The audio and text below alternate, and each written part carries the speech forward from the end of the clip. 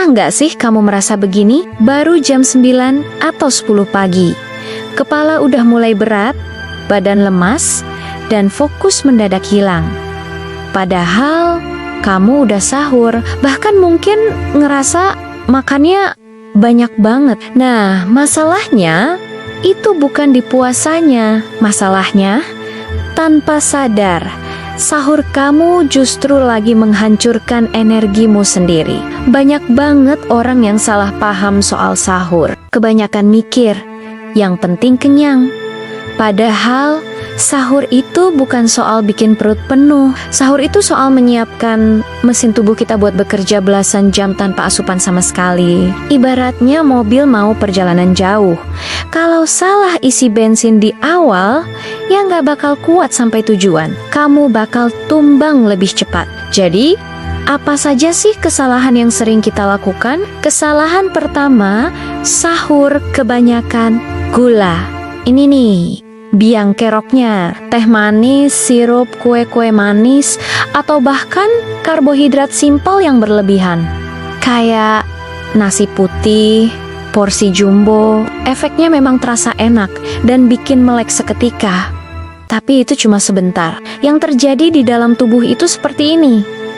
Gula darah naik drastis, energi melonjak, lalu tiba-tiba jatuh bebas. Inilah yang disebut energy crash. Dan biasanya ini terjadi di jam-jam krusial, antara pukul 9 sampai 11 pagi. Makanya banyak orang lemas itu bukan karena lapar, tapi karena energinya habis duluan. Lalu kesalahan kedua, sahur terlalu kenyang. Logikanya sih kedengeran masuk akal ya. Makan banyak biar kuat puasanya.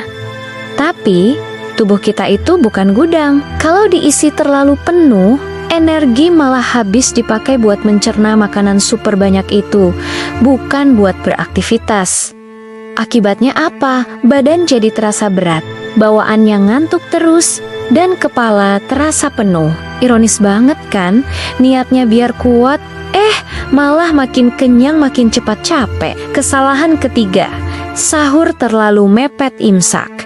Ini kesalahan yang sering banget dianggap sepele. Bangun sahur buru-buru, makan cepat-cepat, minum sekali teguk, lalu langsung imsak. Tubuh kita itu belum sempat beradaptasi, otak belum siap, pencernaan kaget. Hasilnya, tubuh stres sejak pagi buta, dan tubuh yang stres itu boros energi. Jadi, energimu bocor sebelum kamu mulai ngapa-ngapain. Oke, terus solusinya gimana? Solusi pertama, ubah komposisi sahur kamu jadi ala mesin tahan lama. Bayangin tubuh kita ini kayak mesin. Mesin itu nggak butuh bahan bakar yang meledak-ledak, tapi butuh yang stabil dan awet. Prinsipnya sederhana kok. Pertama, perbanyak protein, misalnya telur, dada ayam, atau tahu tempe. Protein ini bikin kamu kenyang lebih lama. Kedua, tambahkan lemak sehat seperti dari alpukat atau kacang-kacangan.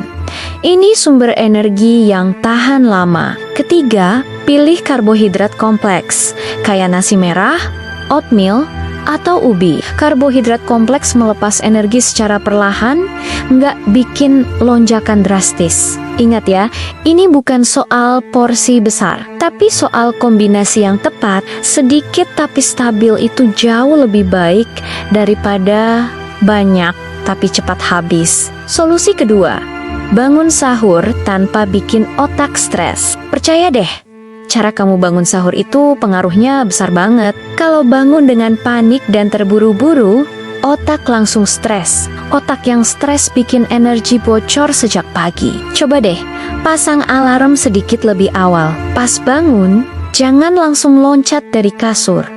Duduk dulu, tarik napas sebentar, minum segelas air putih dulu, baru mulai makan. Suasana tenang di awal hari bisa bikin energi kamu jauh lebih awet. Dan solusi ketiga, trik 3 menit sebelum imsak. Ini nih yang jarang dibahas orang. 3 menit sebelum waktu imsak tiba, berhenti makan.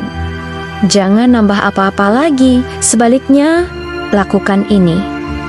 Duduk dengan tenang, Minum air putih perlahan-lahan, bukan diteguk habis. Lalu atur napas kamu.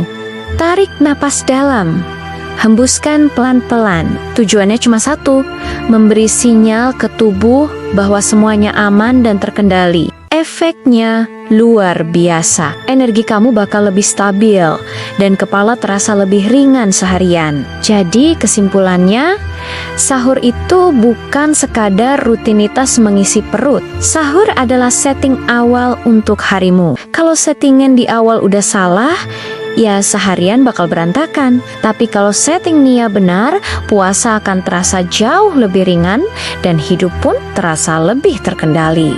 Bukan puasanya yang bikin kamu lemas, tapi caramu memulai hari. Kalau kamu merasa video ini berguna, coba bagikan ke teman atau keluarga yang sering tumbang sebelum zuhur. Dan jangan lupa subscribe, karena di bulan Ramadan ini kita bukan cuma belajar menahan lapar, tapi juga belajar mengatur diri menjadi lebih baik. Terima kasih sudah menonton.